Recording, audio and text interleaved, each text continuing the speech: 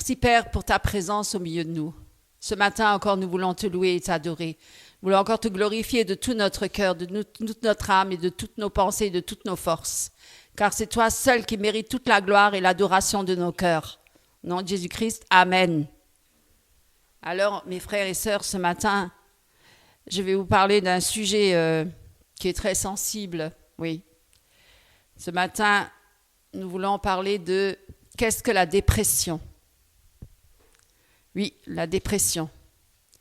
C'est un sujet qui est vraiment très sensible, profond, mais nécessaire d'en parler, parce que souvent on cache ces choses-là, même au sein de l'Église, parmi le peuple de Dieu. La dépression, c'est un fléau mondial. C'est un fléau. Moi, j'ai travaillé dans le milieu médical, j'en ai vu des dépressifs. Beaucoup. Parfois liés à la maladie, mais parfois pas liés à la maladie. Parfois liés à beaucoup de circonstances dans la vie qui peuvent nous amener à nous déprimer, bien sûr. La dépression, c'est un fléau. D'ailleurs, l'Organisation mondiale de la santé estime que plus de 300 millions de personnes en souffrent à travers le monde.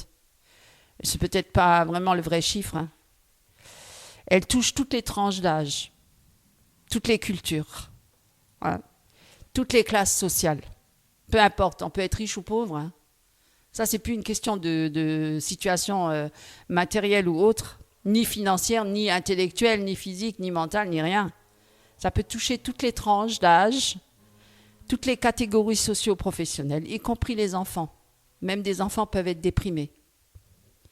Même, on peut dire même il y a des animaux qui se dépriment. C'est vrai. Alors, oui. Et même les croyants, ils peuvent passer par la dépression.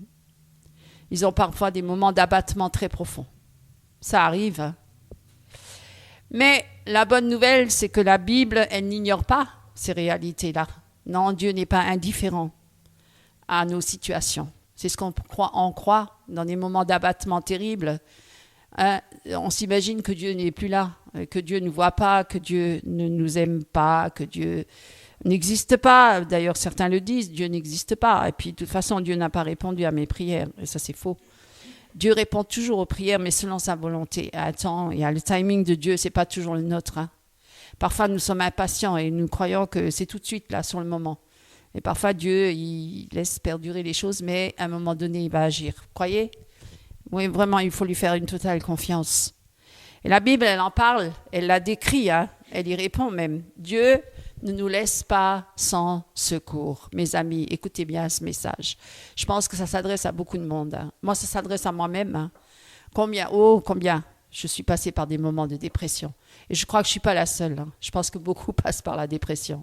D'ailleurs, c'est par la dépression que je suis venue à Christ, parce que j'étais dans une telle profonde dépression que je voulais même mettre fin à ma vie. Vous voyez, le diable, il vous ramène toujours dans les extrêmes. Parce que vous êtes tellement découragé et tellement abattu qu'à un moment, vous ne voyez plus d'issue à votre vie. Et eh bien, l'ennemi est là pour vous souffleter, vous dire « Oh, mais c'est bon, là, mets fin à ta vie, puis c'est réglé. » Non, c'est pas réglé. C'est pas réglé avec le suicide, mes amis. Le suicide, c'est un péché. C'est une révolte contre Dieu, d'ailleurs. Parce que le suicide ne règle absolument pas le problème. Et d'ailleurs, après la mort, vient le jugement. Donc, si c'est un suicide, vous voyez, on a mis fin à notre vie sans passer par le consentement de Dieu. Parce que Dieu nous a donné la vie, on n'a pas le droit de nous l'ôter personnellement. On est obligé de vivre, obligé de vivre. Il vaut mieux dire, la vie est merveilleuse, mais avec Christ. Et donc, si Dieu nous a donné la vie, eh bien, il nous donnera aussi les moyens nécessaires pour traverser cette vie-là, sur cette terre qui n'est pas toujours évidente. Nous avons des hauts et des bas, nous avons des moments, des phases de dépression. La dépression, ce n'est pas juste une simple tristesse passagère. Ce n'est pas juste avoir un coup de mou. Oh, je suis un peu découragée. Non. La dépression, c'est une souffrance. C'est une souffrance intérieure réelle. Souvent invisible. On ne la voit pas. On voit une personne, mais on ne voit pas qu'elle peut être dépressive. Elle donne comme ça une apparence, même parfois certains ils ont de l'humour, ils font même beaucoup de choses apparentes qui paraissent nobles et belles et pourtant à l'intérieur ils sont complètement dépressifs, découragés même, tristes. Et cette dépression-là, c'est une souffrance. Une souffrance qui vous range de l'intérieur et qui affecte l'âme énormément, affecte les pensées, affecte le corps, tout, tout. Et même la foi. Alors, on peut devenir très négatif parfois. On voit les choses tout en noir. On ne voit plus d'issue. On broie du noir, comme on dit. Et puis, on voit tout autour de nous que des choses négatives. Et ça peut se manifester ensuite par une profonde fatigue. Vous avez déjà remarqué, certains, ils sont toujours fatigués. La dépression peut amener nous entraîner dans une fatigue. On est las, tout devient lourd, pesant. On n'arrive plus. Le matin, déjà, on se lève avec un poids sur le corps, sur l'âme, qu'on n'a même pas envie de se lever. Ça vous est déjà arrivé de ne pas avoir envie de vous lever? Ça veut dire que ça va être quoi encore cette journée? Certains n'ont même plus de motivation pour se lever. Ils n'ont plus d'espoir ou d'avenir sur cette terre par rapport à leur vie apparente, peut-être chaotique, peut-être difficile, ou des moments difficiles de maladie ou de mort, de décès aussi, ou d'autres qui sont dans des afflictions, dans des tribulations, qui sont persécutés, les chrétiens, et puis d'autres qui sont peut-être en faillite, ruinés, ils ont perdu leur commerce ou leur entreprise, et certains vont alors jusqu'au suicide, ils n'arrivent pas à surmonter ça. Très difficile, ce monde-là, il est cruel, cette vie-là sur la terre, parfois, elle peut être vraiment cruelle pour certains, quand ils passent par des moments et des circonstances très difficiles. On peut perdre un être cher, on peut perdre quelqu'un qu'on a aimé et qu'on ne retrouvera plus jamais. Et cette personne ne sera jamais remplacée par une autre. Elle n'aura jamais plus la même relation. On peut se dire, et on est en nostalgie, on pense tout le temps à cette personne, on se dit, oh, c'était mieux l'avant, combien j'étais heureuse, combien j'étais heureux. Et aujourd'hui, je suis malheureux, je suis malheureuse. La personne avec qui je suis, elle ne sait pas m'aimer. Elle ne me connaît pas, elle ne connaît pas ma vie, elle ne m'a pas connue jeune, donc elle est là, on ne partage pas les mêmes choses. Et puis on peut tomber dans la dépression, personne ne me comprend. Combien le disent? Oh, mais tu ne me comprends pas. Tu ne sais pas ce que je vis. Beaucoup le disent. Tu n'es pas à ma place. Parce que soi-même, on trouve toujours que ce qu'on vit est toujours bien pire que ce que notre prochain vit, notre voisin. Nous, on vit toujours les pires choses, pas les autres. Et pourtant, certains disent, ouais, moi j'ai vécu un deuil, toi, tu n'as pas vécu ça. Donc c'est vrai. Que pouvons-nous dire pour quelqu'un qui a perdu un être cher? On ne peut pas dire grand-chose, on peut compatir, on peut le soutenir, mais parfois les paroles ne suffisent plus. C'est inconsolable, une perte d'un être cher. Mais bon, le Seigneur est là, c'est un consolateur, et heureusement que Dieu est là. Voilà. Alors, on peut avoir une perte d'envie. Soudainement, on n'a plus envie de rien. Ça vous est déjà arrivé, ça? Une lassitude totale. On se lève le matin, on n'a plus envie de rien. Tout ce qui nous avait animé avant, tout ce qui nous avait passionné avant, maintenant ne nous intéresse même plus.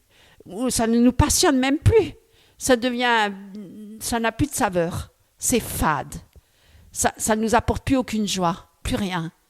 Ça nous laisse indifférents. Vraiment, c'est un vide total. On n'a plus envie. Ça vous est déjà arrivé, je pense.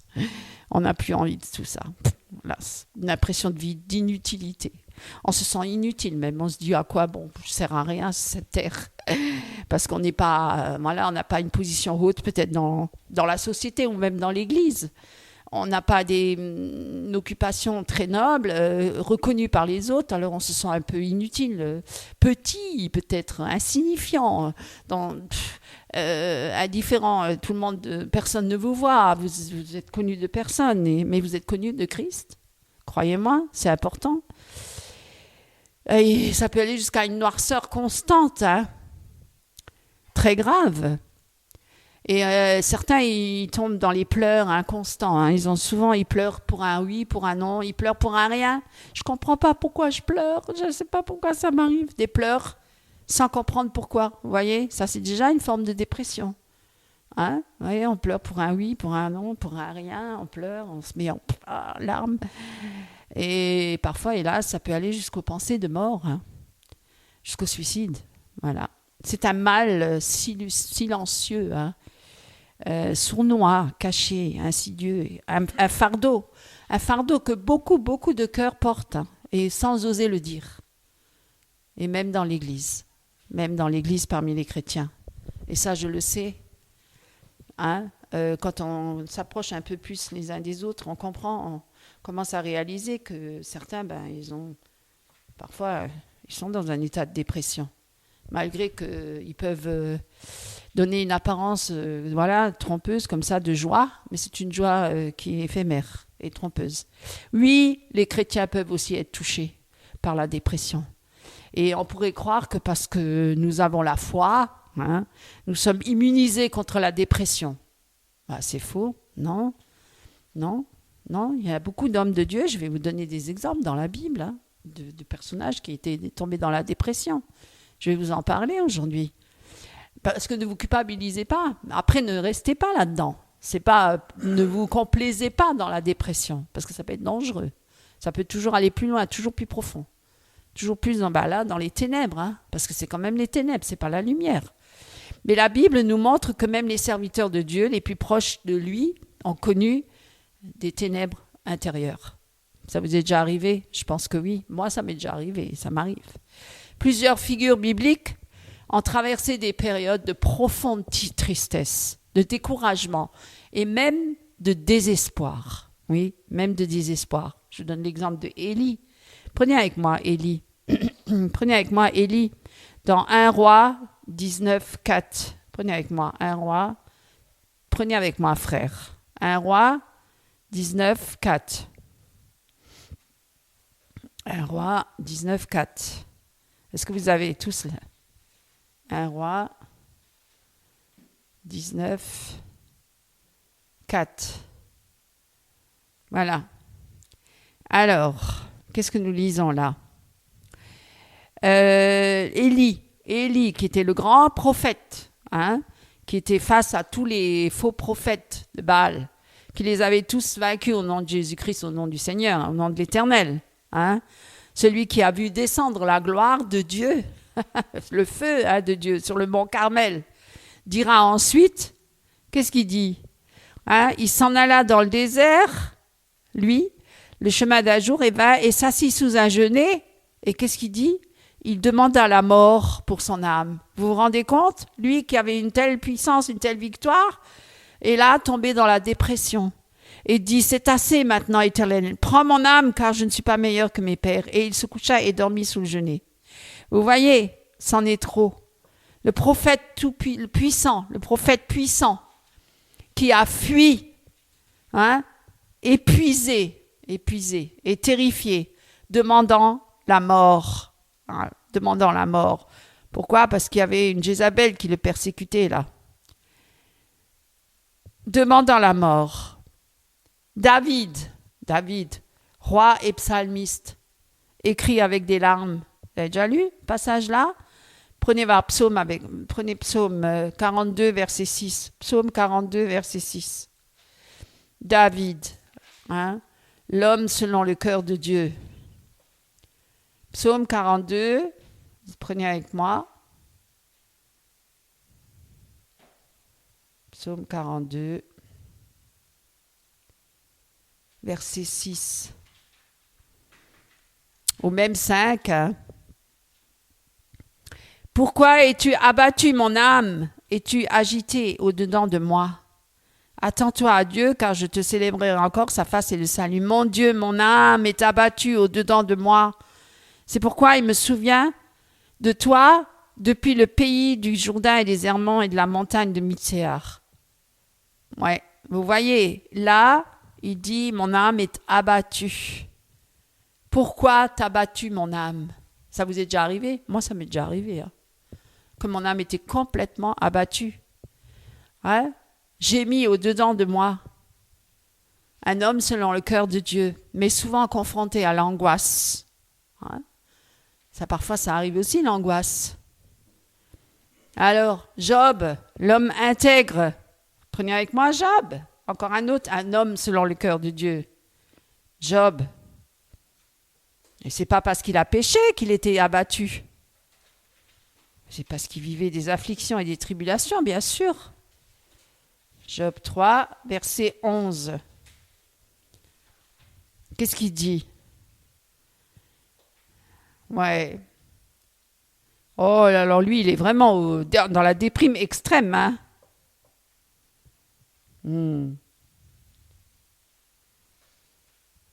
Qu'est-ce qu'il dit, lui? Pourquoi ne suis-je pas mort dès la matrice? Vous vous rendez compte? Verset 11. Job 3, verset 11. Vous voyez un peu? Lui, il était vraiment au bout du bout. Hein. Il voulait mourir. Hein. Pourquoi ne suis-je pas mort dès la matrice? Il a même regretté d'être venu au monde. Ça lui est déjà arrivé. Oh oui. Hein. Pourquoi suis-je là? Hein? Pourquoi suis-je venu en ce bas monde-là, qui est plein de conflits, de guerres, de misère, hein? Où les gens s'entretuent, où c'est la guerre partout. Et les pauvres et les misérables et les riches à l'excès. Vous voyez, quand même, il y a quelque chose qui ne va pas dans ce monde. Alors, pourquoi ne suis-je pas mort dès la matrice? N'ai-je pas expiré quand je suis sorti du ventre? Car maintenant, je serai couché, je serai tranquille et je dormirai, alors j'aurai du repos. Ça vous est déjà arrivé qu'on ne dort pas tranquille, hein, qu'on n'a pas du repos? Hein? Ben oui, évidemment. Je suis accablé. Pourquoi je suis né? Job a crié à Dieu, pourquoi je suis né? L'homme intègre n'a pas échappé à l'épreuve de la souffrance intérieure. Vous voyez? Alors vous croyez que vous n'allez pas passer par là? Ou vous êtes passé par là, frères et sœurs? Si eux, ils ont traversé ces tempêtes-là intérieures, ce n'est pas un péché hein, d'en souffrir. C'est pas un péché. Hein. Parce que ça leur aurait dit, oui, mais c'est parce que tu as péché que tu vis ça. Non. C'est pas forcément parce qu'on a péché qu'on est dans la dépression, qu'on a l'âme abattue. Ce n'est pas un manque de foi non plus. Certains disent, ah, tu as un manque de foi. Vous croyez qu'il faut toujours sautiller et tout ça ou faire le combat tout le week-end avec l'épée dans la main, en combat, allez là. Non, non, c'est pas comme ça que ça se passe, mes amis. Oui, c'est un combat, bien sûr, mais nous devons utiliser les armes spirituelles. La dépression n'est pas toujours le fruit d'un péché personnel. C'est parfois, et ça c'est vrai, hein, c'est parfois la conséquence de l'usure. Ça vous est déjà arrivé que vous êtes usé? Vous êtes tellement donné, vous avez tellement donné toute votre énergie dans un projet, ou dans une situation, dans un mariage, ou dans je sais pas, un métier, un travail. Vous êtes tellement donné. Et finalement, au bout, hein, la conséquence est l'usure. Vous êtes fatigué, vous êtes las, vous êtes épuisé. Vous êtes tellement donné et finalement, vous voyez le résultat n'apporte pas du tout le résultat que vous espériez. Et alors, vous êtes usé, vous êtes fatigué, vous êtes las du combat. Hein? Et même au niveau spirituel, hein, je peux vous parler, même au niveau spirituel, on peut être lassé du combat spirituel. Parfois, on n'a même plus envie de prier. Ça vous est déjà arrivé? Oui, ça arrive à tout le monde. On n'a plus envie de prier. J'en peux plus. Fatigué. Et puis, de toute façon, ça ne sert à rien. Voilà, c'est déjà arrivé. La solitude aussi. Conséquence de l'usure, des combats et de la solitude. Certains sont tellement dans la solitude, se sentent tellement seuls. Je peux parler à certains, hein, même dans le mariage, on peut se sentir seul. Ce n'est pas parce qu'on est marié qu'on ne se sent pas seul. Là. Chacun a un chemin, hein. Chacun porte sa croix, même au sein du mariage. Et pour les célibataires aussi, pour ceux qui sont seuls, qui sont abandonnés, ou qui ont perdu un être cher et qui se retrouvent tout seuls. Bien sûr, la solitude, c'est très dur. Pour les veufs et les veuves, hein, qui se retrouvent tout seuls un jour. Ou les enfants qui n'ont plus de parents. Bien sûr que c'est dur. Il y a des moments d'abattement, des moments de solitude graves. Des moments vraiment où on a une perte énorme, affective. Ça peut aussi amener à la dépression. On a perdu des êtres chers et on peut être très affecté. Et on se dit, à quoi bon? À quoi bon tout cela? Ou on peut avoir des blessures très profondes, hein, profondes, qui ne sont toujours pas guéries et qui reviennent à la surface. Et là, bien sûr... on essaye de penser ça avec des pansements humains, mais ça ne sert pas à grand-chose, hein, puisque en profondeur, ça n'a pas été réglé. Et c'est ça, qui est grave. Mais je peux vous garantir qu'il y a une bonne nouvelle quand même, mes amis. C'est que Dieu n'est pas indifférent à tout cela. Dieu ne rejette pas ceux qui souffrent. Il dit, venez à moi, vous tous qui êtes fatigués et chargés. Venez à moi et je vous donnerai du repos. Déposez tous vos fardeaux, vos soucis, vos inquiétudes, vos pleurs, vos tristesses, vos souffrances, vos lamentations, vos gémissements, vos dépressions, vos projets, tout ce qui n'a pas abouti, tout ce que vous espériez qui n'a pas eu lieu. Les années ont passé, aujourd'hui on se fait vieux, c'est trop tard. On ne peut plus entreprendre ces choses-là. Oh, si seulement j'avais nouveau 20 ans, ça vous est déjà arrivé. En sachant tout cela, je ne ferai pas les mêmes erreurs. C'est dû à nos échecs, les mauvais choix. Ça peut aussi nous amener à la dépression à un certain âge. Quand on a un certain âge, on se dit « Waouh, j'ai ma vie qui a raté. J'ai raté les opportunités, les occasions que je n'ai pas saisies. Aujourd'hui, c'est trop tard, ça m'est passé sous le nez. » Et on murmure là-dedans, on remue là-dedans. Et on se dit, waouh, pourquoi je n'ai pas fait ça? Pourquoi je ne me suis pas... Mais ça ne sert à rien, c'est trop tard. C'est trop tard, c'est fini, c'est du passé. Hein? Laissez derrière vous la charrue que vous traînez avec vous, là, du passé, qui vous alourdit la marche avec Jésus. Parce que vous ne lâchez pas prise sur votre passé. Lâchez prise sur votre passé. Ça ne sert à rien, vous ne pouvez plus rien y remédier. Vous ne pouvez plus rien régler par rapport à votre passé. C'est terminé, c'est fini. Venez à Jésus. Jésus vous délivrera de tout ça. Il vous donnera une nouvelle vie, un nouveau départ. Ça ne sert à rien de vous raccrocher au passé. Il est mort. Le passé est mort. Ça n'apporte pas la vie. Ça va vous amener dans la mort. C'est comme certains, moi, quand je travaillais à l'hôpital, où parfois les personnes âgées, souvent, parce qu'ils sont en fin de vie, ou alors... quelques distances de la fin de vie, mais je veux dire, ils sont toujours en train d'évoquer le passé. Ils n'ont plus de vie présente. Ils sont dans le passé. Ils sont toujours dans les souvenirs du passé. Ah, j'étais dans le temps, j'étais belle, j'étais jeune. Ah, j'étais beau, j'étais ça. Ah, j'étais prof, j'étais ingénieur, j'étais riche, j'avais ça. Mais une fois sur le lit de la mort, une fois sur le lit de la maladie, vous croyez que ça a encore une importance, cela? Ça n'a pas d'importance. Combien ont été très riches et quand ils étaient sur le lit de maladie ou de souffrance ou de mort, de dépression, toute la richesse qu'ils avaient, toute la richesse qui peut contenir le monde entier ne pourra pas les sauver. Vous le savez ça? Ça ne pourra pas les sauver. On peut maintenir quelqu'un en vie encore un certain temps, mais on ne peut pas lui donner la vie éternelle. Hein. On peut pas, aucun médecin ne peut sauver un homme. Il peut prolonger un peu sa vie, mais il ne peut pas lui donner la vie. La vie, c'est que Dieu qui la donne. Parce que c'est Dieu qui est la résurrection et la vie. Il n'y a pas de vie en dehors de ça. Vous voyez? Donc, toutes ces personnes qui étaient là, malades, dans un état pitoyable, misérable, petit, faible, mais là, toute leur richesse, elle ne sert plus à rien.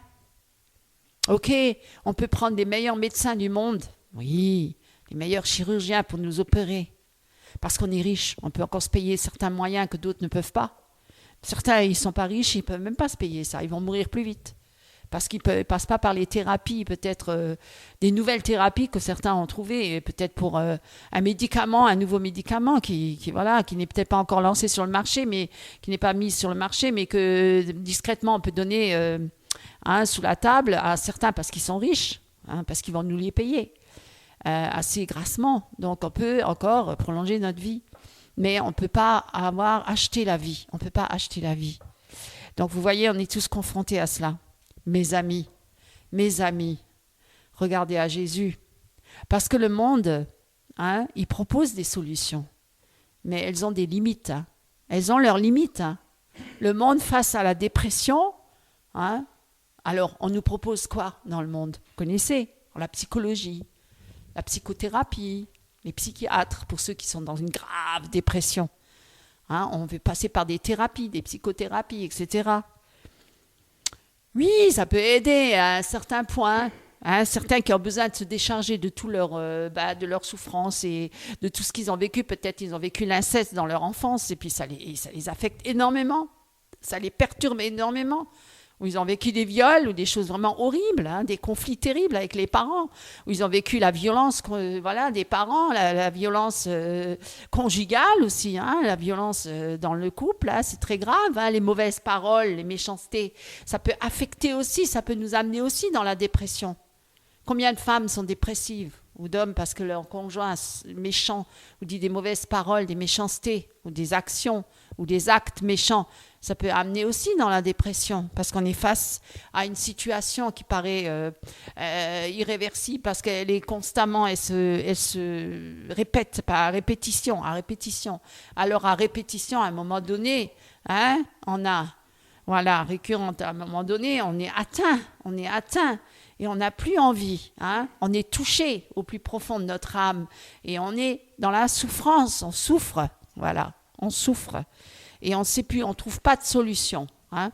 Parce que parfois on n'a même pas l'aide de l'Église. Parfois, dans les problèmes conjugaux, hein, dans la violence conjugale, on dit à la femme qui souffre et les enfants qui sont sous l'oppression d'un homme violent, d'un mari violent, ils sont même pas là pour vous aider parce qu'ils donnent quoi comme conseil ? Il faut supporter, prie pour ton mari, et puis voilà. Mais elle continue à souffrir, à subir des coups, parfois même jusqu'à la mort. Il y en a qui meurent sous les coups. Hein. Moi, je suis désolée. Hein.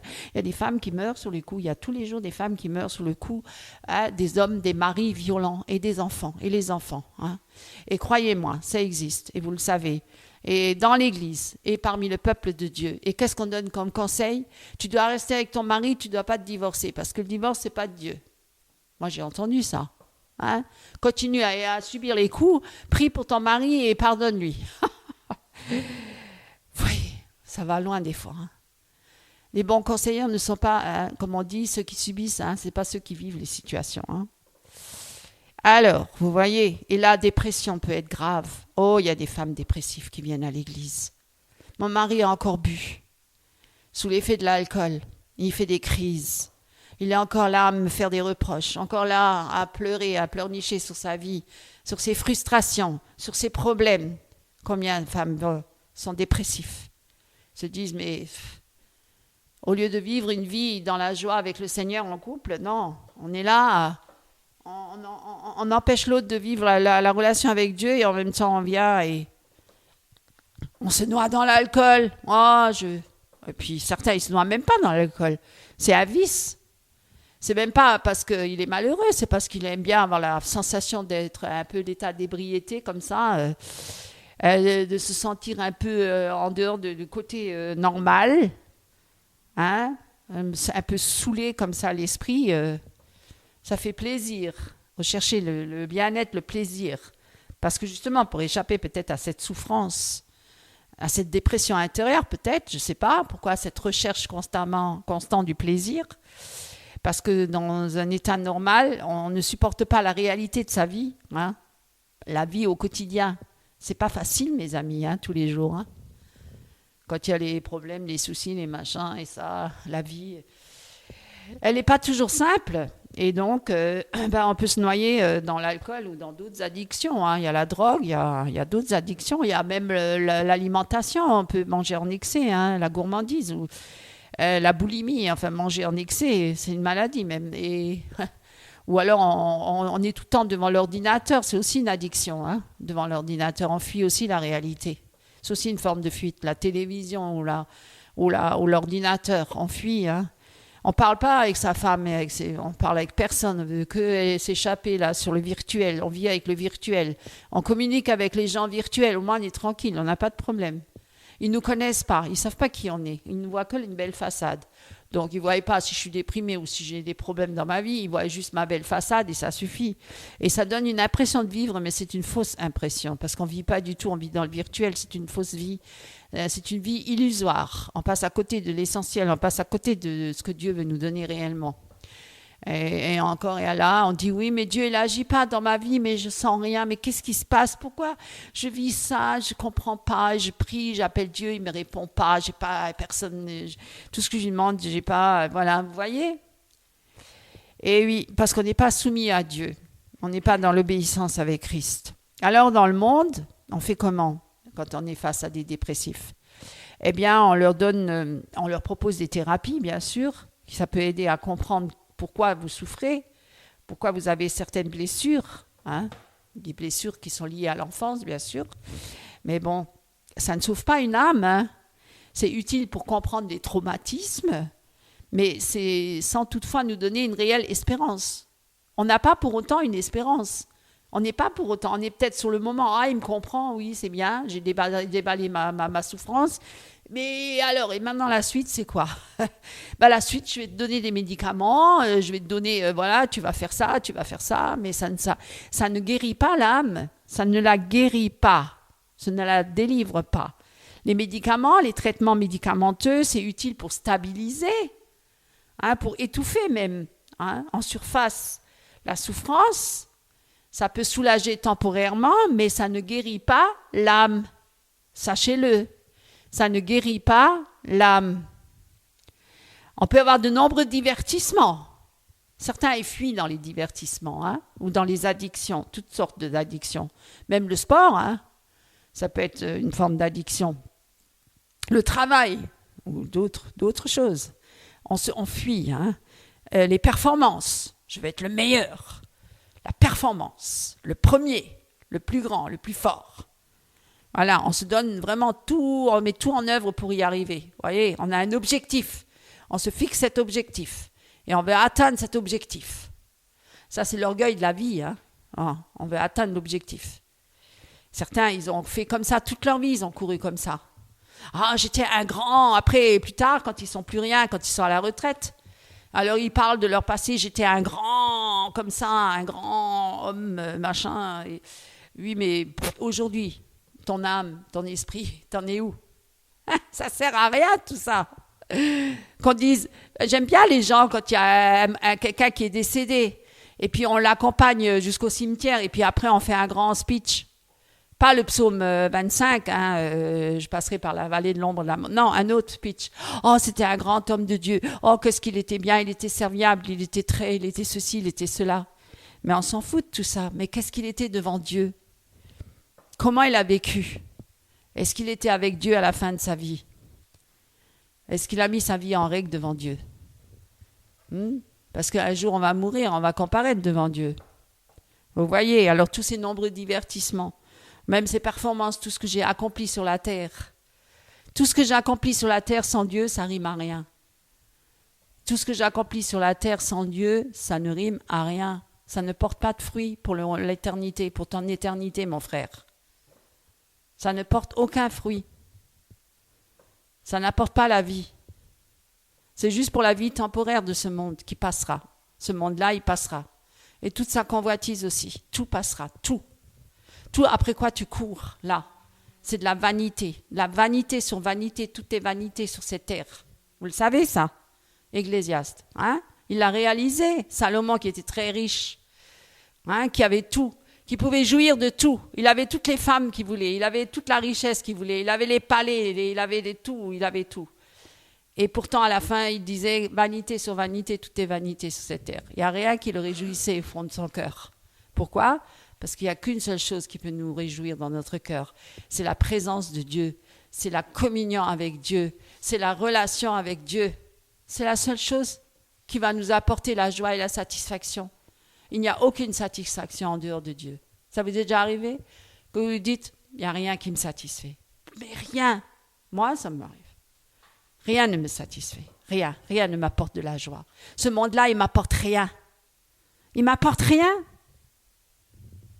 Rien. Rien ne m'apporte de la joie. Rien. Il n'y a que Christ qui m'apporte de la joie. Quand c'est Christ que vous faites de l'éternel vos délices, alors là, vous êtes vraiment dans la joie avec Dieu. C'est le seul, unique endroit par lequel là, vous êtes vraiment délivré et libre de tout. La dépression, elle va partir. Parce que vous connaissez maintenant le sens de votre vie. Parce que sans ça, votre sens, la vie n'a pas de sens, n'a aucun sens. Regardez, vous venez au monde et puis vous mourrez après. Qu'est-ce que ça fait? Déjà c'est ridicule, c'est absurde. Vous venez au monde et puis vous allez mourir. Pourquoi vous venez? Et tout ce temps-là, toute cette période-là, vous vivez des épreuves et des situations et ceci et cela. Et vous vous battez et vous combattez et tout. Et à la fin, vous mourrez. Vous avez accumulé beaucoup de biens, vous les laissez derrière vous à d'autres. Vous avez accumulé que des soucis, des inquiétudes, vous finissez dans la dépression extrême et vous mourrez misérablement. Vous voyez ? Vous voyez, les divertissements, c'est temporaire, c'est un soulagement temporaire, mais c'est pas ça qui va vous guérir dans votre âme. Ce sont des moyens d'évasion. Beaucoup partent en vacances 3, 4 fois, 5 fois par an. Et s'évader, vivre des aventures.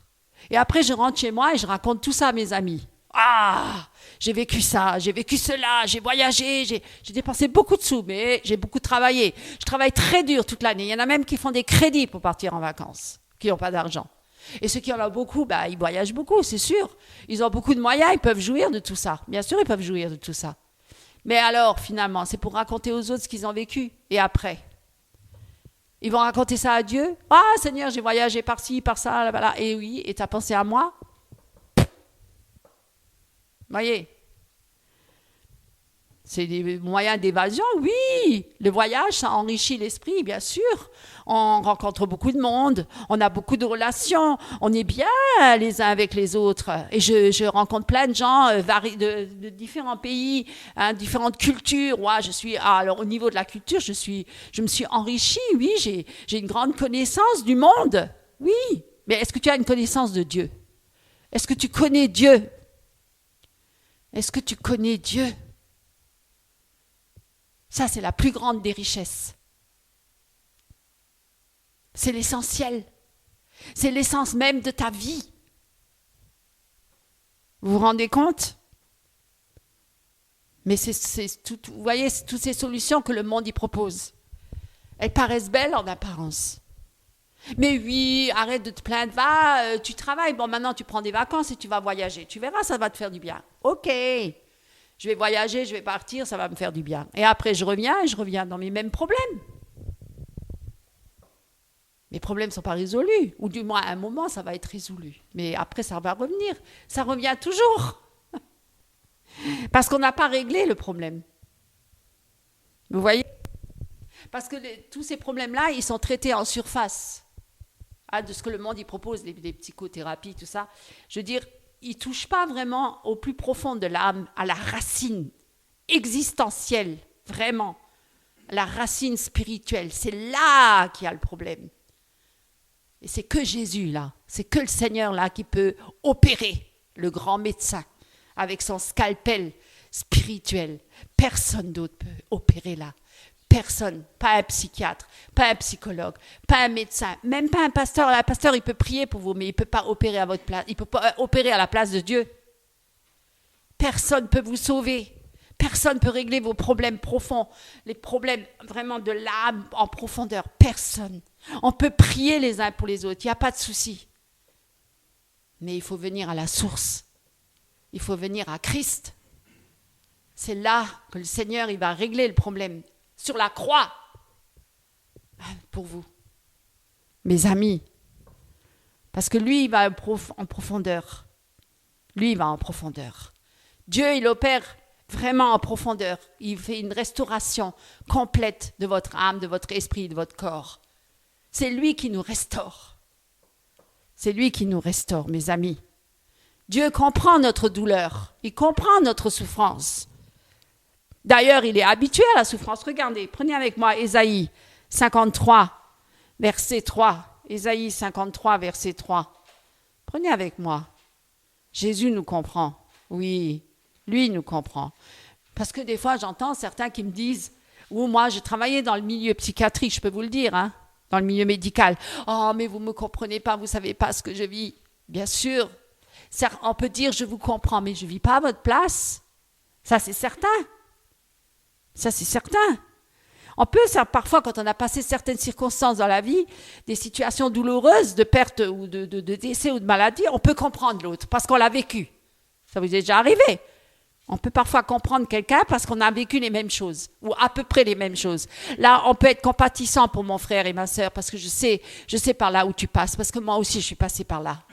Ah oui, oui, mon frère, oui, ma sœur. Donc, je peux t'aider, je peux te soutenir, je peux prier pour toi. Mais c'est le Seigneur quand même qui doit opérer en toi cette délivrance et cette guérison. C'est le Seigneur qui doit opérer. 53, Ésaïe 53.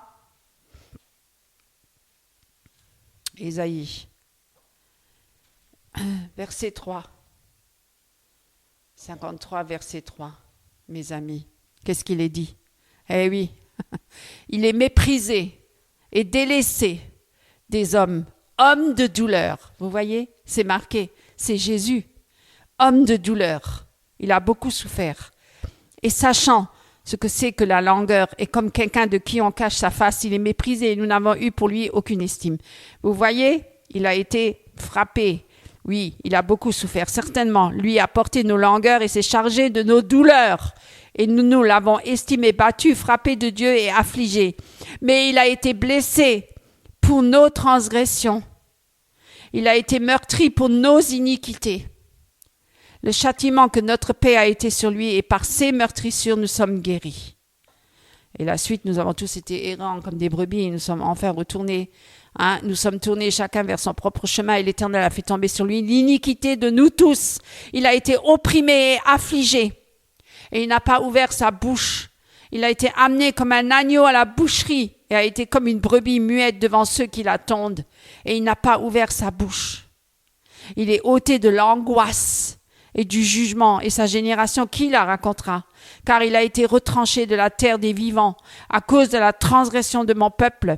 Lui a été frappé, et on lui donna son sépulcre avec les méchants, mais il a été avec le riche dans sa mort parce qu'il n'avait fait aucune violence et qu'il n'y avait pas de fraude dans sa bouche. Mais il plut à l'Éternel de le meurtrir. Il l'a soumis à la souffrance.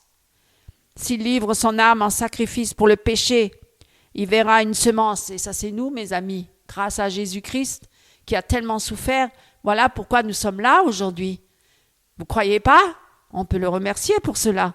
Il prolongera ses jours et le plaisir de l'Éternel prospérera en sa main. Il verra du fruit du travail de son âme et sera satisfait. Par sa connaissance, mon serviteur juste enseignera la justice à plusieurs, et lui, il portera leurs iniquités. Vous voyez le Seigneur, ce qu'il a accompli, et il a beaucoup souffert pour cela. Donc il connaît nos souffrances, il compatit à nos souffrances. Jésus n'a pas seulement pris nos péchés sur lui, il a aussi connu l'angoisse avant d'aller sur la croix dans le jardin de Gethsémani. Même des grumeaux de sang qui coulaient, tellement il était dans l'angoisse, parce qu'il savait ce qui allait se passer avec lui. Il savait qu'il allait mourir, souffrir sur la croix. Il avait un moment de solitude, personne n'était avec lui pour prier avec lui. Il a même dit à ses apôtres, vous ne pouvez même pas veiller 1 heure avec moi? Parce qu'ils étaient là, ils étaient assoupis et fatigués. Il connaissait la solitude, les pleurs, oui, la peur. Il a aussi des moments de peur, bien sûr, l'abandon. Père, pourquoi m'as-tu abandonné sur la croix? Il a un moment crié cela. Bien sûr, jusqu'à la sueur du sang à Gethsémani sur la croix. Il sait ce que tu ressens, il sait. Croyez-moi, il n'est pas indifférent à tout ce que tu vis, à tout ce que tu ressens. Peu importe qui tu es, peu importe où tu te trouves, peu importe ta situation. Dieu n'est pas impuissant face à cela. Dieu connaît toutes choses, il sait. Tu peux venir à lui, il est capable de compatir. Il est présent, même quand tu ne le sens pas. Oh, je ne le sens pas, le Seigneur. Ça vous est déjà arrivé? Je ne le sens pas. C'est vide, c'est mort. Je suis toute seule, tout seul. Il n'y a rien. Ça vous est déjà arrivé? Eh bien, mais Dieu, il est là. Dieu, il est là et il nous donne des armes spirituelles. Il nous donne des armes spirituelles. Lesquelles, mes amis? Sa parole. Sa parole. Sa parole. Prenez avec moi Psaume 119, verset 28. C'est bientôt fini. Psaume 119, verset 28. Prenez avec moi. 119, verset 28. Dieu est là. Dieu ne nous abandonne pas. Dieu est vivant. Il est compatissant. Qu'est-ce qu'il dit? Mon âme pleure de chagrin ou mon âme de tristesse se fond en larmes. Affermis-moi selon ta parole. Vous voyez? Relève-moi selon ta parole. Mettez ça en pratique. Dites-le à haute voix. Confessez-le devant Dieu. Mon âme est dans la tristesse, dans l'abattement. Je suis mal, je suis pas bien. Oh, je suis malheureux. Je pleure sur ma vie. Mais aide-moi, ô Seigneur. Aide-moi, sors-moi de là. Affermis-moi selon ta parole. Fortifie-moi. La parole est une lampe dans la nuit. Une lampe à mes pieds. Une lumière sur mon sentier. Vous connaissez? C'est merveilleux, ça. C'est la vérité. Mettons-le en pratique. La parole est une lampe à mes pieds, une lumière sur mon sentier. C'est une lampe dans la nuit de ma vie. Quand tout est noir, quand il n'y a que de la noirceur autour de moi. C'est lui qui est ma lampe, c'est lui ma lumière. Elle te rappelle que tu n'es pas tout seul, tu n'es plus tout seul.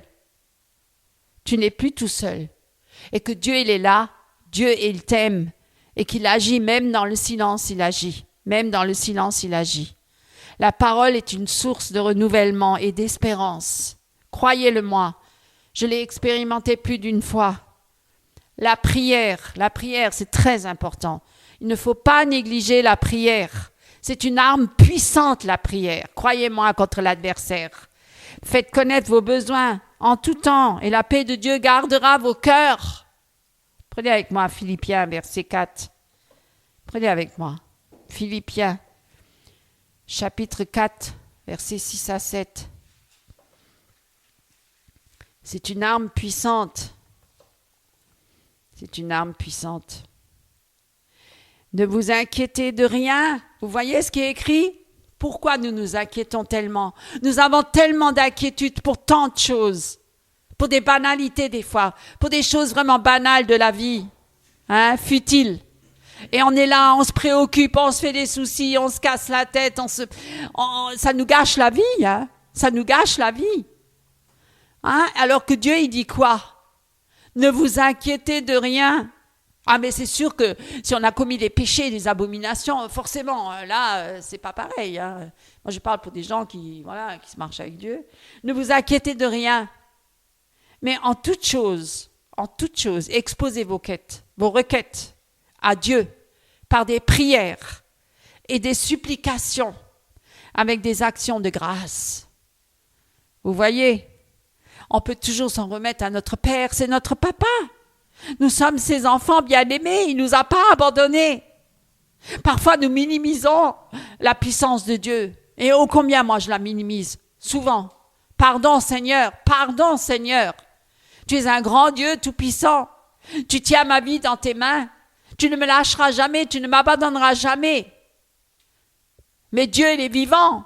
C'est pas une statue, c'est pas une religion, il est vivant. Il nous abandonnera jamais. Les hommes peuvent nous abandonner. Nos parents peuvent nous abandonner. Nos enfants peuvent nous abandonner. Votre mari peut vous abandonner. Votre femme, mais pas le Seigneur. Le Seigneur ne vous abandonnera jamais. Jamais.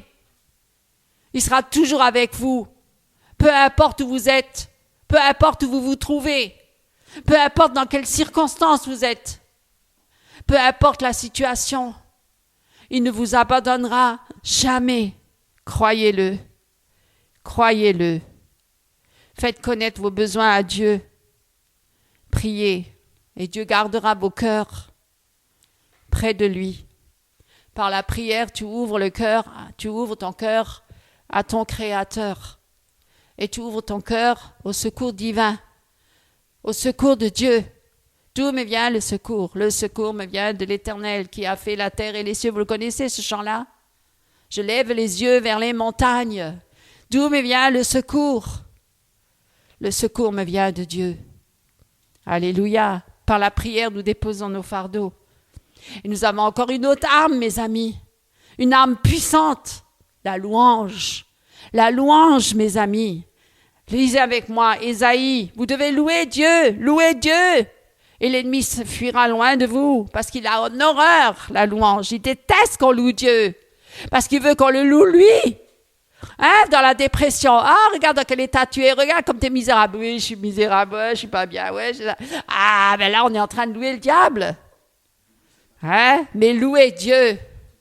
Ouais, c'est pas que le chant, mes amis. Bien sûr, louer Dieu. On peut le louer avec nos paroles, avec notre vie, avec tout notre être. Bien sûr, c'est pas que les grandes louanges, les grandes prestations dans l'église. C'est pas ça, la louange. Hein, croyez-moi. Un vêtement de louange au lieu d'un esprit abattu. Lisez avec moi Ésaïe 61. Ésaïe 61, parce que dans le temps, ils n'avaient pas des guitares électriques et tout ça, et je ne pense pas qu'ils se baladaient avec une contrebasse dans le désert. Hein. Alors, voilà. Donc, ils avaient leur instrument de musique, c'était leur voix et leur corps. Hein. Et verset 3, Ésaïe 61, verset 3, pour mettre et donner... Alors, à ceux de Sion qui mènent deuil, l'ornement au lieu de la cendre. Alors, pour proclamer l'année, on prend le 2. Pour proclamer l'année de la faveur de l'Éternel et le jour de la vengeance de notre Dieu, pour consoler tous ceux qui mènent deuil. Pour mettre et donner à ceux de Sion qui mènent deuil, l'ornement au lieu de la cendre, l'huile de joie au lieu du deuil, un vêtement de louange, vous voyez, un vêtement de louange au lieu d'un esprit abattu. Afin qu'il soit appelé térébinthe de justice, le plan de l'Éternel pour qu'il soit glorifié. Glorifié. Vous voyez, mes amis, c'est à ça que nous sommes appelés. Nous sommes appelés à glorifier le Seigneur, l'Éternel. Louez Dieu. Même en larmes, louez-le. Louez-le et vos larmes se changeront en joie. Même sans force. Oh, j'y arrive pas, je suis au bout du rouleau. Non. Loue Dieu.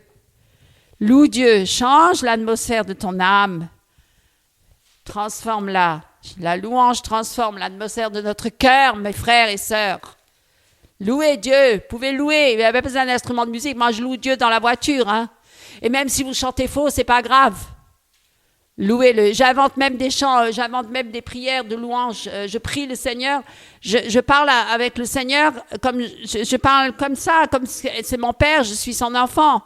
J'ai pas besoin d'aller chercher les paroles qui ont été écrites par un autre.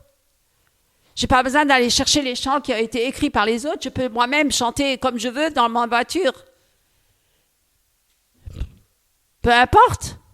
Je loue Dieu. Je n'ai pas besoin de montrer ce que je sais faire, quelles belles prestations j'apporte rien du tout. Je loue Dieu. C'est dans la communion intime et profonde avec le Seigneur. Entre dans ta chambre et dans le secret de ta chambre. Prie et rentre en communion avec le Père. Hein? L'adoration est personnelle.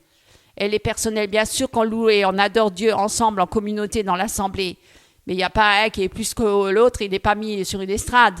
Il n'est pas élevé sur une estrade, il est considéré comme un dieu. C'est pas ça. Ne traverse pas seul parfois. C'est vrai que Dieu il nous a mis des frères et des sœurs à côté de nous quand même. On doit nous aimer les uns les autres, on doit s'aimer les uns les autres.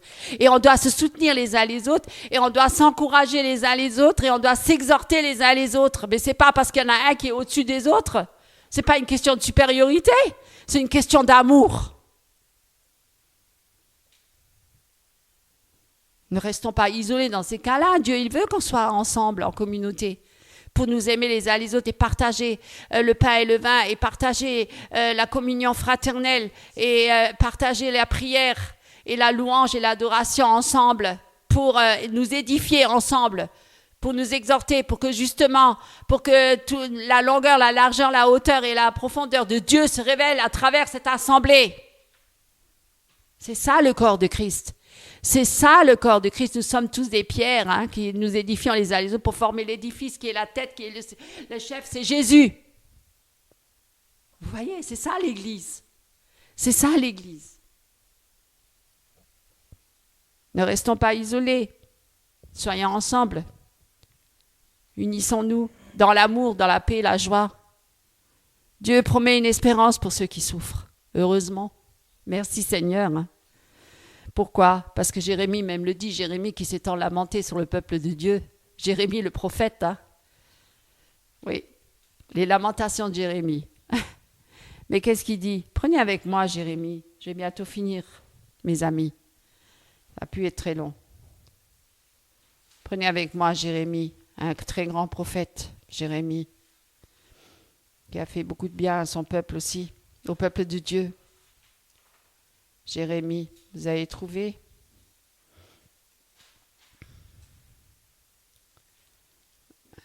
Je l'ai perdu, moi. Alors, Jérémie 29, verset 11.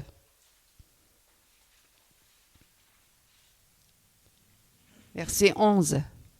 Car moi, je connais les pensées que je pense à votre égard, dit l'Éternel.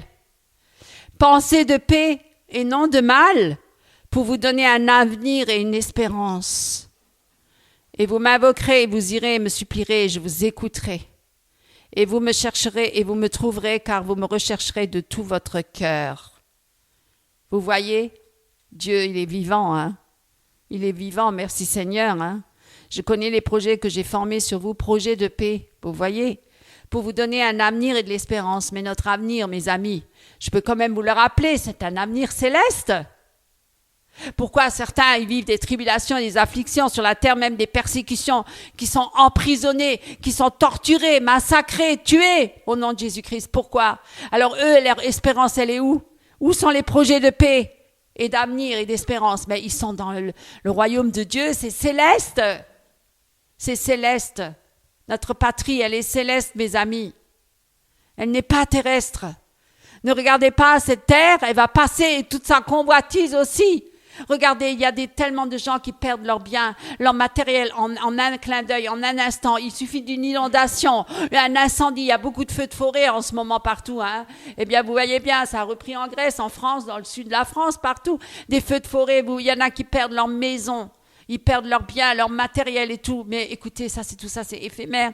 C'est passager. Si votre vie, elle est rattachée à ça, si votre cœur, il est rattaché qu'à ça, mais vous êtes le plus malheureux des hommes, le plus malheureux des hommes et des femmes sur la terre. Tout ça, ça va passer. Ça va passer, tout ça. Bien sûr que c'est bien d'avoir une maison. Tant mieux.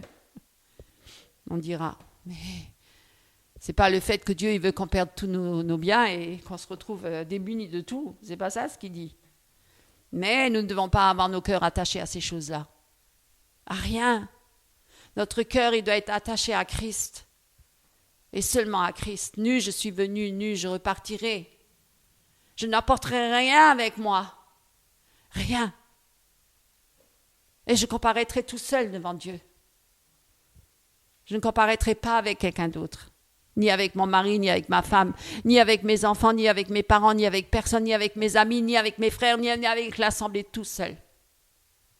Mes amis, vraiment, et j'allais dire que Dieu, il est tout-puissant, et Dieu, il n'en a pas fini avec toi, avec moi, avec nous. Il n'en a pas fini, c'est pas la fin. Il veut redonner vie à tes os desséchés si maintenant tu es tombé dans la dépression. Là, je parle à quelqu'un, je parle à plusieurs même, peut-être à beaucoup. Maintenant, là, Dieu, il te relève. Dieu, il ne veut pas que tu restes dans cet état-là, dépressif, extrême. Dieu veut te sortir de là. Dieu veut te délivrer. Il va te redonner vie à tes os desséchés, là où il n'y a plus de vie en toi, où c'est mort, hein, où c'est mort. Dieu va redonner de la vie dans le désert. Il pourrait faire refleurir. Il peut faire refleurir le désert. Dieu peut redonner la vie. Il peut faire jaillir de l'eau dans le désert, mes amis. Là où tu es mort, là, dans ta vie, là, Jésus va venir et il va mettre ta vie. Il va mettre la vie. Il veut transformer les pleurs en cris de joie.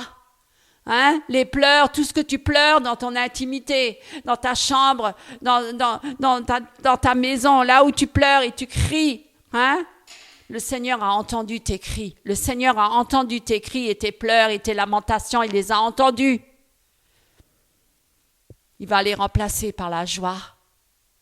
La joie du Seigneur, la joie céleste.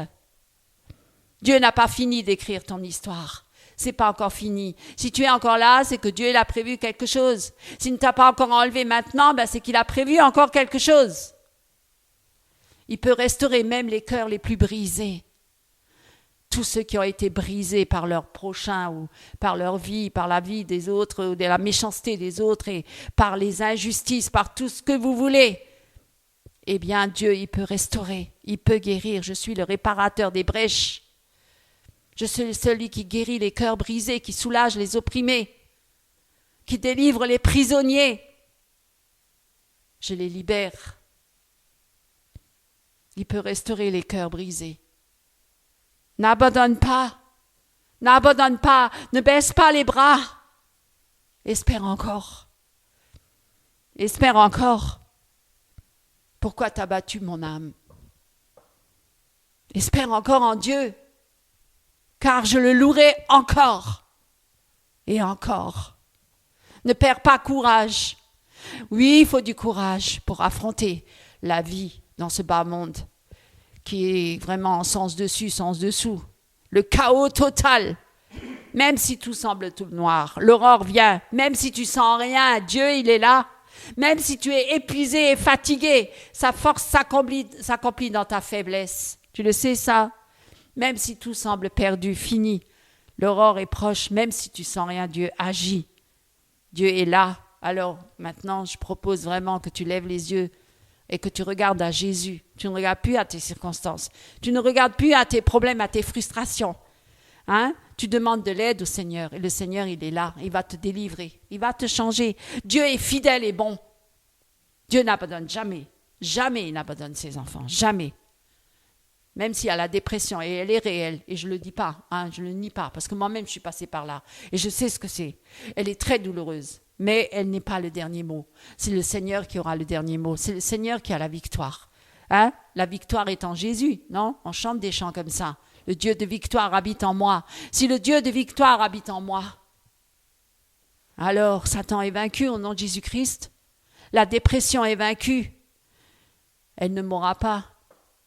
Le monde offre des pansements. Je ne vais pas courir après le monde. Il ne va pas t'apporter la guérison. Il va peut-être t'apporter un semblant de guérison. Un pansement, un petit pansement. Ah, je me sens mieux là. Ah, parce que je suis bien là dans cette situation. Mais ça, c'est juste un moment. C'est juste un moment, c'est éphémère. Mais ce n'est pas la guérison totale en profondeur. C'est juste un pansement en surface. Combien courent chez les psychiatres et les psychologues? Même des chrétiens. Des chrétiens qui vont consulter des psychiatres et des psychologues. Mais pourquoi est-ce qu'ils ne consultent pas le grand médecin, Jésus-Christ, le Dieu vivant? Pourquoi est-ce qu'ils ne consultent pas directement le Dieu vivant? Le médecin de l'âme et de l'esprit et du corps. Celui qui nous a créés. Pourquoi est-ce qu'on ne va pas consulter directement l'Éternel? Pourquoi est-ce qu'on va consulter des créatures au lieu de consulter le Créateur? Pourquoi on se soumet aux créatures au lieu de se soumettre au Créateur qui est là, qui est tout-puissant, qui nous a créés, qui nous a donné le souffle de vie? Ne prendra-t-il pas soin de nous? S'il nous a créés, il nous a mis sur cette terre, ne prendra-t-il pas soin de nous? Oui.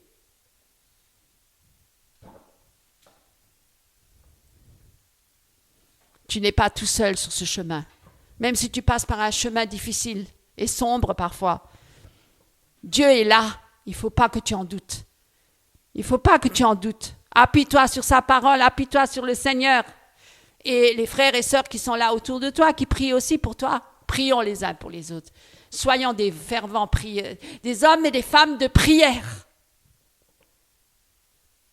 Souviens-toi que même dans les ténèbres, la lumière brille. La lumière brille. Nous sommes des luminaires dans ce monde de ténèbres.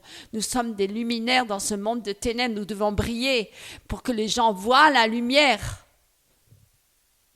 Si nous sommes abattus et dépressifs, qu'apportons-nous au monde?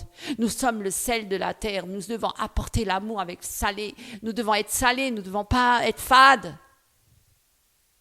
Si nous venons avec la dépression, qu'est-ce qu'ils vont voir comme chrétiens? Jamais je voudrais être chrétien. Jamais. Mais t'as pas vu la tronche qui tire? T'as pas vu de quoi ils ont l'air? Mais j'ai même pas envie de devenir chrétien. Ils sont tristes, ils sont mornes, ils sont fades, ils sont éteints. Mais c'est pas ça les vrais chrétiens. Ils doivent voir la lumière de Jésus à travers eux. Nous devons voir la lumière. Regardez, Les plus grandes églises qui se sont formées, c'était quand les chrétiens ils étaient persécutés, qu'ils sont morts, certains même. Et c'est là qu'ils ont fondé les plus grandes églises. Il y a énormément de gens qui se sont convertis après ça. Ça a porté tellement de fruits. Parce qu'ils ont prié, ils ont brillé au milieu de la persécution. Ils ont loué le Seigneur malgré leurs souffrances et leurs tribulations. Ils ont été là, ils ont élevé le nom du Seigneur. C'est ça ce que nous devons faire. Et nous ne devons pas nous laisser abattre. Soyons des fervents soldats en Christ. Soyons des fervents soldats en Christ, mes amis. Parce que le Seigneur est là. Il est tout puissant. Ne crains pas, petit troupeau, car je suis avec toi. Je t'amènerai à bon port. Hein. Regardez voir le peuple d'Israël quand il a traversé le désert. Hein? Il avait peur de l'adversaire. Et Dieu, il a dit, mais je suis là avec vous, l'Éternel combat pour vous. C'est l'Éternel qui combat pour vous. Il a vu des géants dans le pays de Canaan, il ne voulait même pas entrer dans ce pays. Mais il a dit, mais c'est moi qui combat pour vous.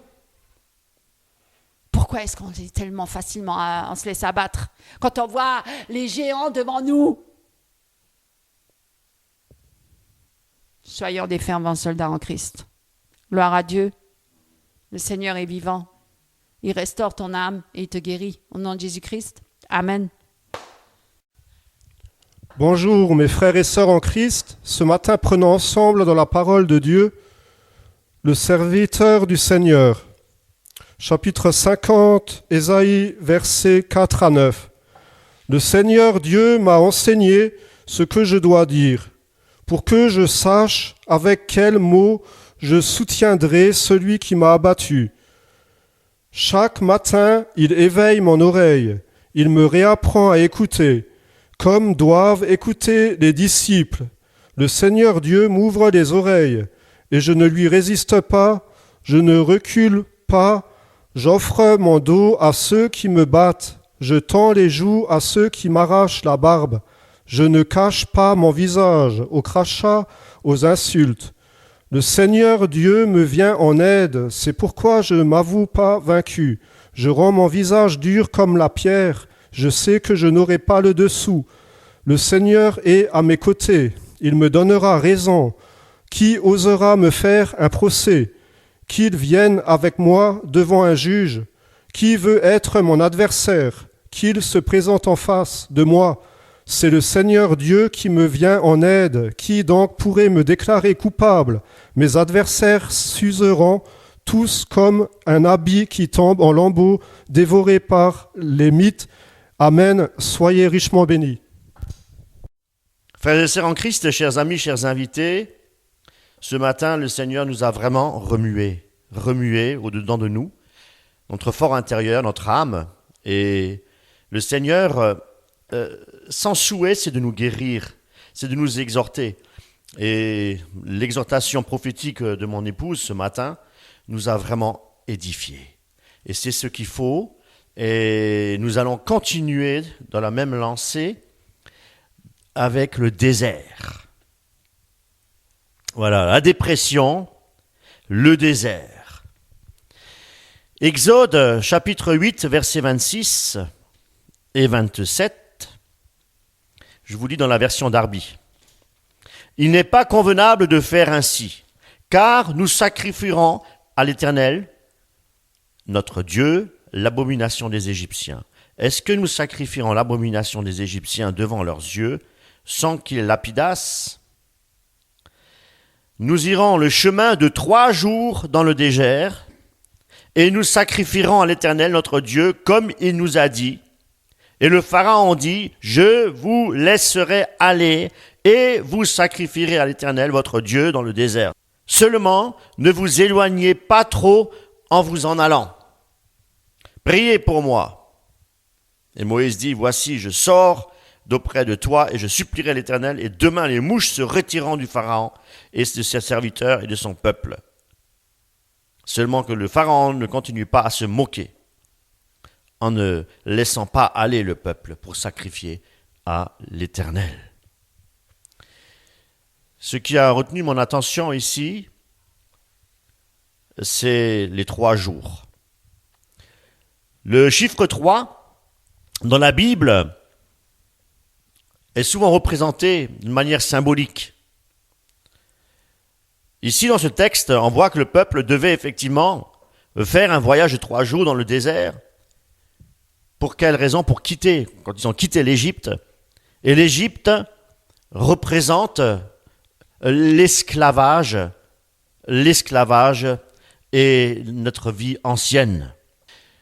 Il faut savoir ce que ce voyage de 3 jours préfigure aussi la mort et la résurrection de Jésus-Christ, qui a lieu exactement sur une période de 3 jours. Jésus-Christ est mort, il est resté dans le tombeau pendant 3 jours, et le 3e jour, il est ressuscité des morts. Alléluia. Et aujourd'hui, on veut supprimer ce jour férié du lundi de Pâques. Pour en parler, hein. Voilà ce que le Premier ministre Bayrou dit à propos du lundi de Pâques. Il faut que toutes les nations travaillent plus pour produire et pour que l'activité du pays dans son ensemble soit plus importante dans l'année pour que la situation de la France s'améliore. Mes amis, et non pas pour que les âmes aient la vie éternelle, voyez-vous. Oui, tout à fait. Alors je propose donc que 2 jours fériés soient supprimés pour tout le pays, ajoute François Bayrou, le lundi de Pâques, qui n'a aucune signification religieuse. Waouh, mes amis, terrain glissant. Terrain glissant. Écoutez bien, le lundi de Pâques qui n'a aucune signification religieuse. La résurrection de Jésus-Christ n'a aucune signification religieuse. No comment. Mais pour nous, les chrétiens, ce jour commémore la résurrection de Christ. Et si Jésus-Christ est ressuscité d'entre les morts, nous le serons également. Alléluia. 3 jours après sa mort, Jésus-Christ ressuscité des morts. Mais pour M. Boyou, il n'y aura pas de résurrection des morts. Pour revenir effectivement aux 3 jours selon le texte, sortir d'Égypte après 3 jours, c'est comme mourir à notre ancienne vie, voyez-vous, parce que nous étions esclaves du péché.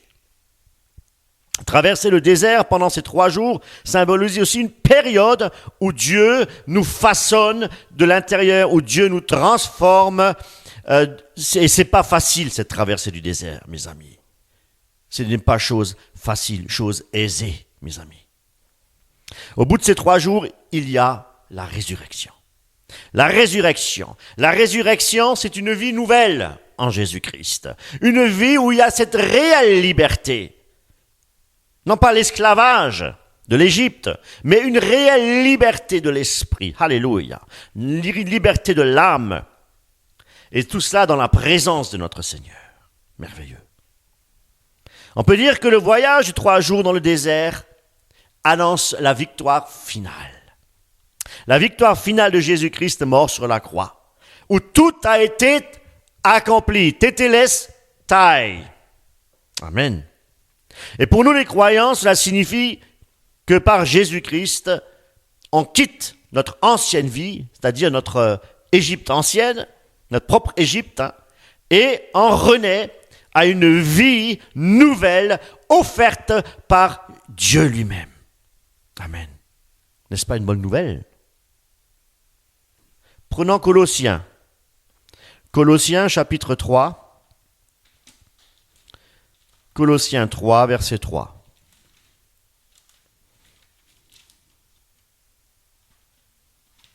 Colossiens 3, verset 3. Vous êtes morts et votre vraie vie est désormais cachée en Christ, en Dieu, avec Christ en Dieu. Galates 1, 4.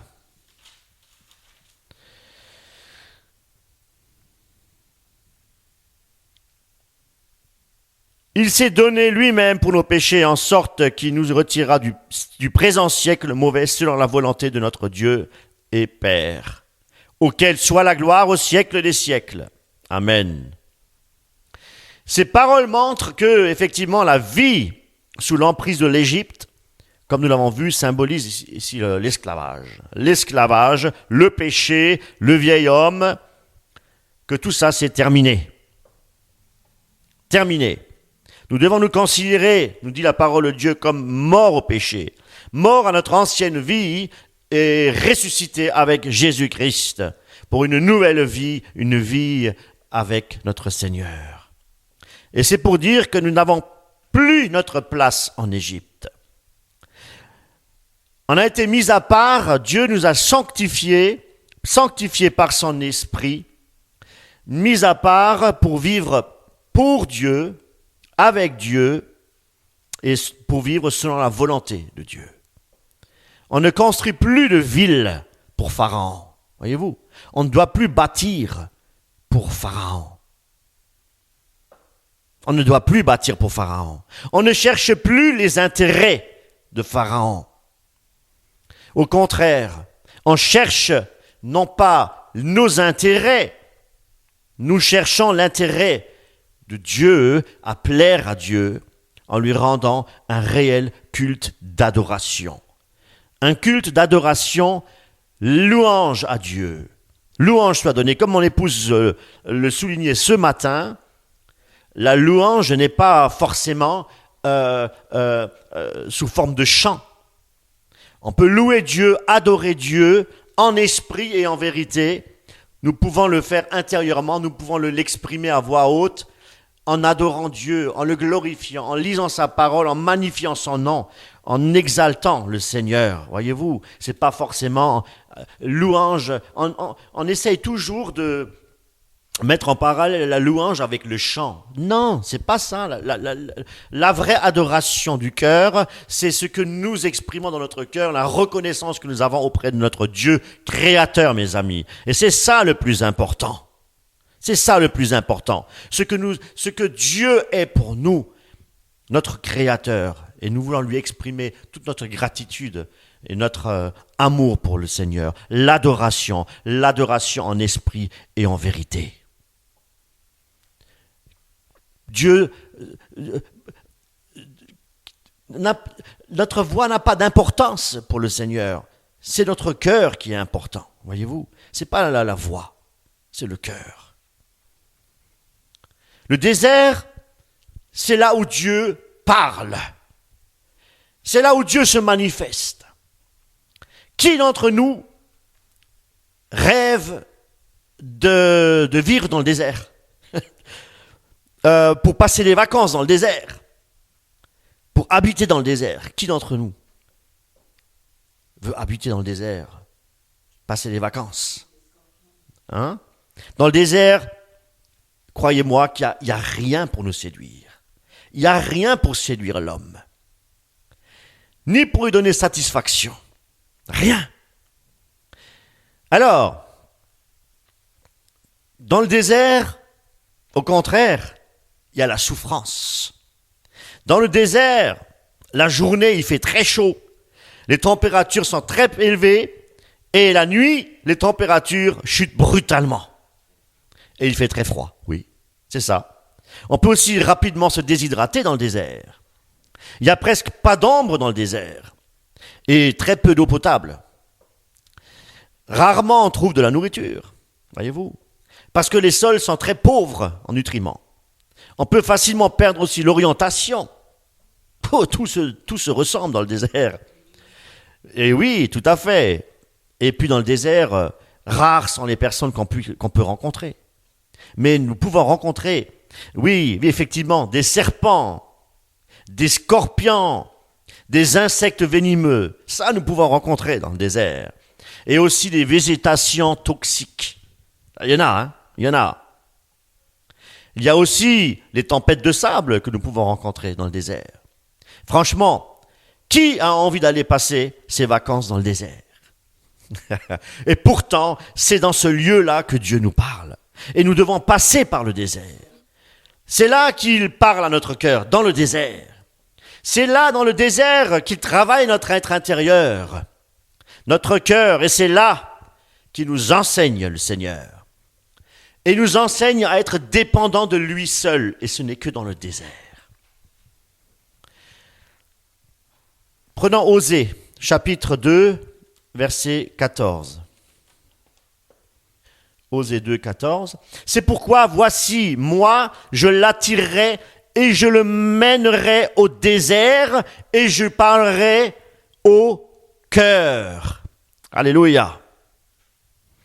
Dans le désert, c'est la période de l'épreuve. L'épreuve, le dépouillement. Et dans le désert, c'est là, effectivement, qu'il y a cette dépression, on se sent seul. Seul au monde. On a l'impression d'être abandonné par Dieu. On n'a plus de repères. Il y a des moments de silence, des moments, des temps morts. On dirait que Dieu ne s'intéresse plus à nous, que Dieu ne répond plus à nos prières. Émotionnellement et aussi spirituellement, on a l'impression de sécher. La dépression spirituelle. On commence même à douter de Dieu. Mais il est où Dieu ? Je ne vois pas la manifestation du Dieu vivant. On parle d'un si grand Dieu. Quand on écoute les charismatiques, quand on écoute toutes ces personnes qui tous les jours Dieu leur parle, et ils vivent de grands miracles, on commence à douter même sur l'existence de Dieu. Dieu est-il vraiment le Dieu d'Israël, le Dieu tout-puissant ? Notre foi faiblit. Quand on n'a plus cette sensation de la présence de Dieu en nous, eh bien, notre foi aussi est faiblie. Mais on n'a pas, comme elle disait mon époux ce matin, on n'a pas à sentir la présence de Dieu. C'est par la foi. Nous devons marcher par la foi. Parce que dans le désert, c'est marcher par la foi.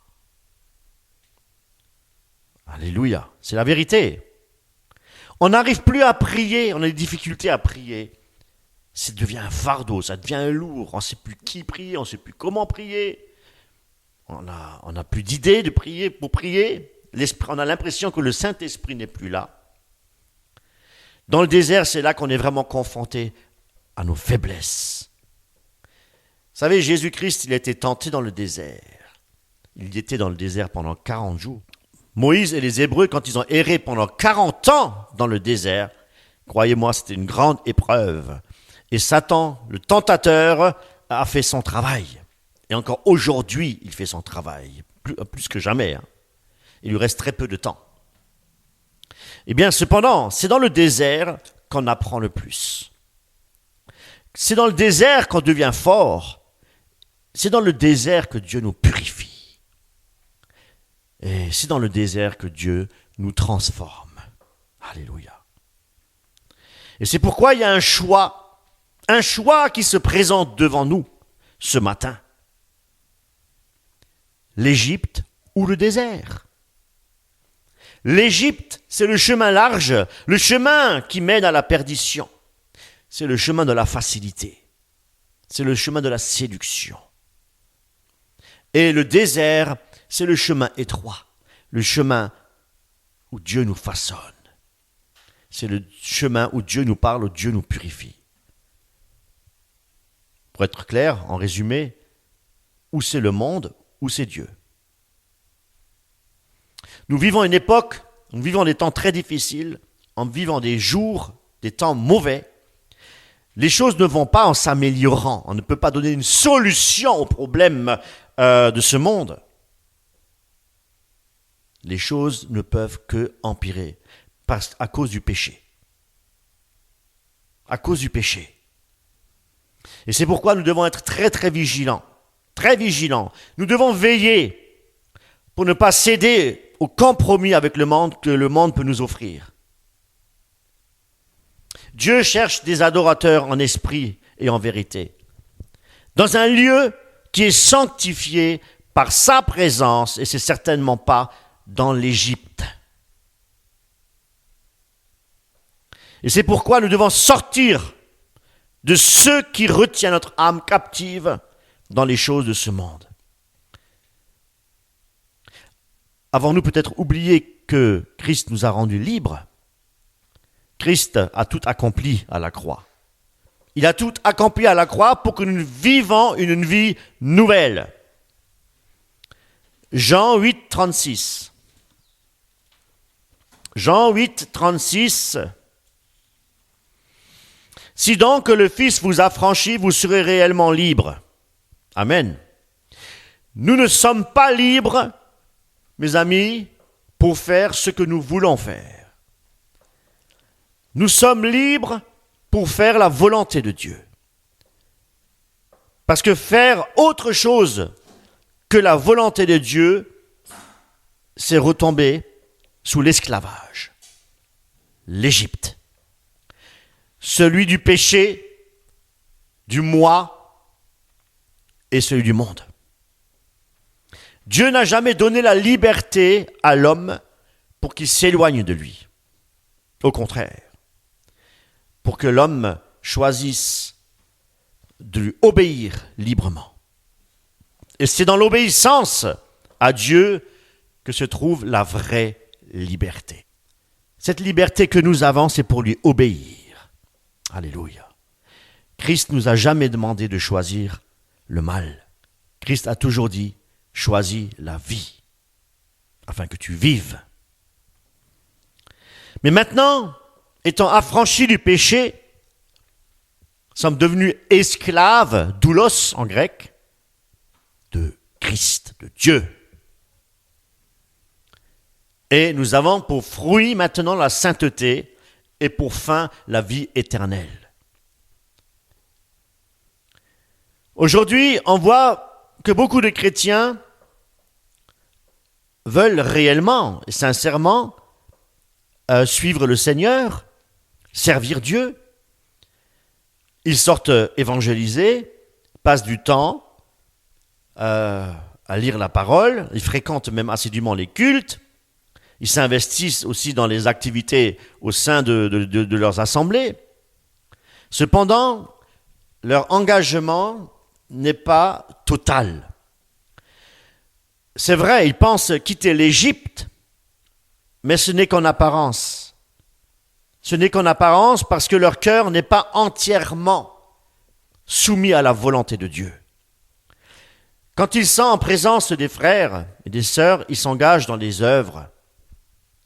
Une bonne chose.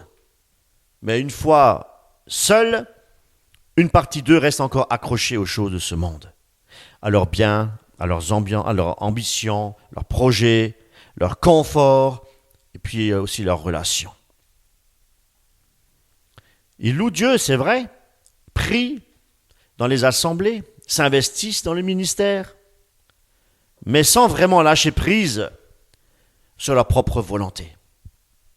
Ils disent parfois, même sans le dire, « Seigneur, prends mon âme, mais laisse-moi gérer mes finances. » Tu as mon dimanche, je te le laisse, mon dimanche, mais mes autres jours m'appartiennent. Je crois en toi, mais je garde le contrôle de mes choix. Là, il s'agit effectivement d'une attitude qui révèle le cœur partagé.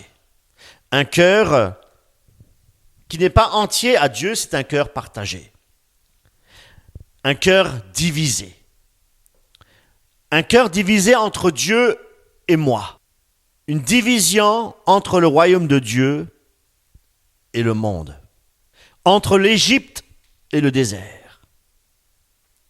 Mais la vérité, c'est que Dieu ne partage pas notre cœur avec autre chose. Il ne se contente pas d'un pourcentage de notre vie, même 1%. Christ, lui, a tout donné pour nous. Il a donné son Fils unique. Il a donné son amour infini. Il a donné son pardon total. Il a donné sa présence par le Saint-Esprit. Et ce qu'il attend de nous, ce n'est pas un culte partiel, mais une foi à condition de. Mais il veut tout. Il veut tout de nous, tout. Non pas pour nous priver de quoi que ce soit, mais justement, c'est pour nous affranchir, pour nous donner cette réelle liberté qui est en Jésus-Christ. en Jésus-Christ et pas dans l'Égypte. L'Égypte, c'est l'esclavage. Car tant qu'on garde une main sur les choses de ce monde, on reste prisonnier. Mais quand on lui remet toutes choses, alors on devient réellement libre, mes amis. Luc 10, 27. Luc 10, 27. Il est dit. Et répond, il dit, tu aimeras le Seigneur ton Dieu de tout ton cœur, de toute ton âme, de toute ta force et de toute ta pensée et ton prochain comme toi-même. Ce qu'il faut comprendre, c'est que tout doit sortir d'Égypte. Tout. Tout. Lorsque Moïse a demandé à Pharaon de laisser partir le peuple d'Israël pour servir Dieu, Pharaon, il a essayé de négocier. Voyez-vous, il veut négocier. Il a dit très bien, vous pouvez partir, mais que les femmes et les enfants restent ici. Et un peu plus tard, il disait, d'accord, vous pouvez partir, mais laissez vos troupeaux, vos animaux ici. Et c'est comme s'il disait, allez, servez Dieu, mais pas avec tout. Pas avec tout. Laissez-moi quelque chose, s'il vous plaît. Mais Moïse, un homme de Dieu, obéissant à Dieu, il a obéi à 100% à Dieu. Et il a refusé tous ses compromis. Voyez-vous, il a répondu avec fermeté. Et nous allons dans Exode à cet effet, chapitre 10, Exode 10, verset 9. Nous irons avec nos jeunes gens et avec nos vieillards. Nous irons avec nos fils et avec nos filles, avec notre menu bétail et avec notre gros bétail. Car nous avons à célébrer une fête à l'Éternel. Verset 26. Nos troupeaux aussi iront avec nous. Il n'en restera pas un ongle. Car nous en prendrons pour servir l'Éternel, notre Dieu. Alléluia. Voyez-vous, Dieu ne veut pas qu'on sorte à moitié du pays d'Égypte. Pas à moitié. Il ne veut pas que nous laissions même une partie de notre ongle, de notre cœur. Il ne veut pas que nous laissions quoi que ce soit de notre vie ou de nos ressources en Égypte. Voyez-vous, c'est-à-dire le monde. Et nous savons que le monde est sous l'emprise de l'ennemi, sous l'influence de l'ennemi, mes amis. Pensez-vous qu'aujourd'hui les choses ont changé?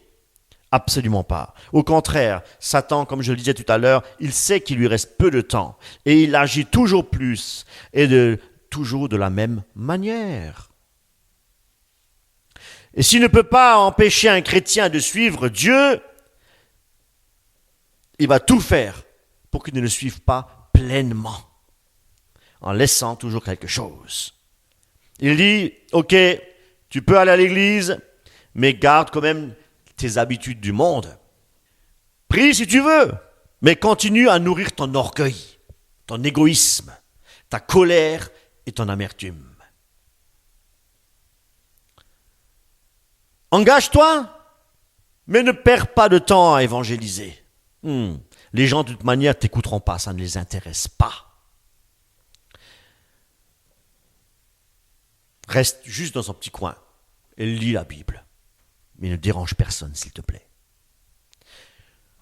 Tu peux servir Dieu, mais garde ta fierté. Garde ta fierté dans le lieu de travail. Pense à ta retraite. Assure tes arrières. Pense à ton avenir professionnel. Tout cela sont des demi-compromis, mais qui volent la paix, qui volent la joie du cœur et la vraie liberté qui est en Jésus-Christ. Dieu nous veut entièrement à lui. Christ nous a enseigné à tout quitter, si nous voulons réellement le suivre. Dieu veut tout de nous. Non pas qu'il est exigeant, mais parce qu'il est bon, compatissant et qu'il veut notre meilleur. Toute chose concourt au bien de ceux qui aiment Dieu, mes amis. Et parce qu'il est aimant. Dieu, la nature de Dieu, c'est l'amour. Dieu est amour, mes amis. Et il sait aussi que tant qu'il reste quelque chose attaché à l'Égypte, eh bien nous ne serons jamais vraiment libres et heureux. Donc si nous donnons tout notre cœur à Dieu, mais que nos pensées effectivement sont dirigées par nos ambitions personnelles, par nos projets, par nos activités du monde, pour réussir dans le monde, eh bien nous serons toujours tiraillés, mes amis. Mais si nous lui donnons tout notre cœur, alors nous expérimentons effectivement la paix intérieure, la paix véritable, une paix qui surpasse toute intelligence. Et tous nos projets, et tous nos biens, et toutes nos relations seront bénis. Alléluia. Et c'est là que nous pouvons expérimenter effectivement cette paix durable, cette paix véritable, celle que le monde ne peut pas donner. Et c'est là que nous pouvons connaître la vérité, une vérité qui nous affranchira, qui nous rendra réellement libres. Alléluia. Nous venons de comprendre qu'effectivement le Pharaon voulait garder une partie du peuple en Égypte. C'était sa stratégie, toujours avec des compromissions. Moïse a dit, tout sortira, rien ne restera, pas un ongle. Dieu veut des vies entièrement consacrées, sans nous attacher à quoi que ce soit dans ce monde. Nous sommes citoyens des cieux et non pas citoyens de ce monde. Nous devons avoir les yeux fixés sur les choses d'en haut. Et les choses d'en haut sont des choses invisibles. Notre espérance est céleste et non pas terrestre. Tout ce que nous laissons effectivement en Égypte peut nous ramener en arrière et nous faire rechuter. Et si Dieu n'a pas la première place dans notre vie, alors effectivement le monde nous attire de nouveau à lui. Mes amis, frères et sœurs en Christ, le Seigneur veut des cœurs entiers. Il ne demande pas seulement de sortir d'Égypte, mais de rien y laisser. C'est ça qui est important. Il veut que nous laissions rien, pas une trace, rien, strictement rien. Et ça, Moïse l'a compris, voyez-vous. Soyons de ceux qui disent avec Moïse, avec lui, nos troupeaux aussi iront avec nous. Que nos biens aussi, nos familles, nos jours, nos forces que Dieu nous a données, tout soit mis pour Dieu, pour la gloire de Dieu. Alléluia. Ce n'est pas un sacrifice, mes amis. Mais cela, c'est notre vrai bonheur. Bonheur en Jésus-Christ. Et c'est la seule voie qui est sûre pour marcher dans la paix, pour marcher dans la joie et pour marcher dans la vraie liberté que Dieu a donnée à ses enfants. Soyez richement bénis. Amen.